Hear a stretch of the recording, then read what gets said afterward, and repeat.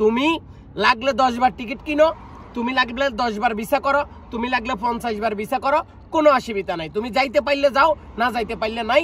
তোমার টাকা কেউ তোমাকে রিটার্ন করবে না, তুমি কোনো টাকা পাবে না।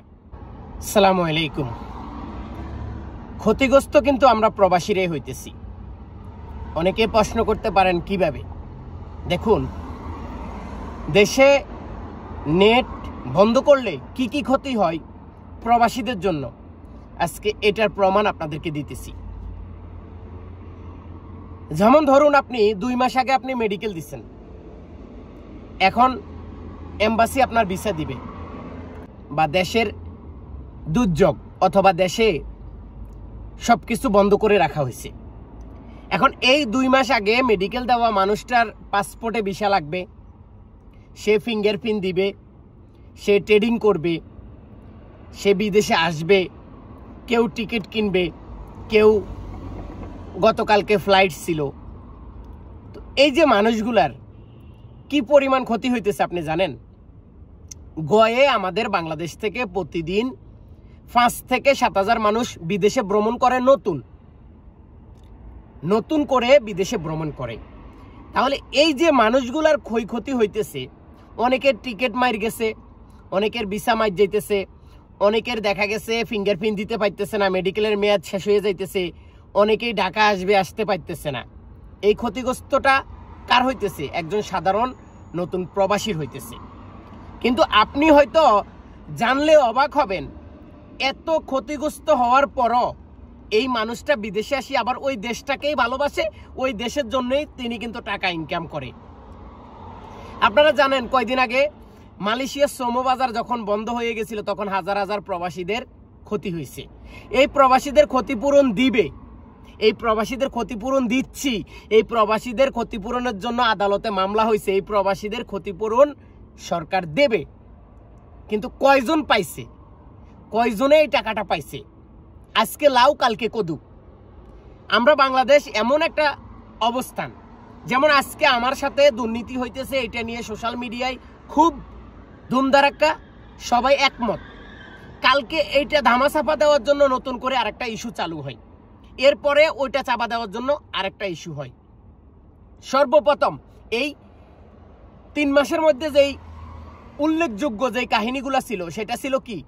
1 নম্বর ছিল কি, জোয়ারদার, মনে হয় কি জানি জোয়ারদার, যে মনে করেন অসহায় মানুষদেরকে জায়গা দেওয়ার নামে, তিনি হসপিটালে চিকিৎসা করার নামে তিনি ভুয়া ডাক্তার। এই ইস্যুটা ছিল নাম্বার 1। এই ইস্যুটাকে ধামাচাপা দেওয়ার জন্য বেনজিল, আমাদের পুলিশের প্রধান বেনজিলের ইস্যুটা যখন আসছিল, তো বেনজিলের ইস্যুটা আসার পরে এই বেনজিলকে ধরবে, খাইবে, মারবে, এইটা ধামাচাপা দেওয়ার জন্য শুরু হয়েছে কি? কোটা আন্দোলন। এই কোটা আন্দোলন সাধারণভাবে শুরু হয়েছে, সেটারে বাংলাদেশ সরকার কি করছে?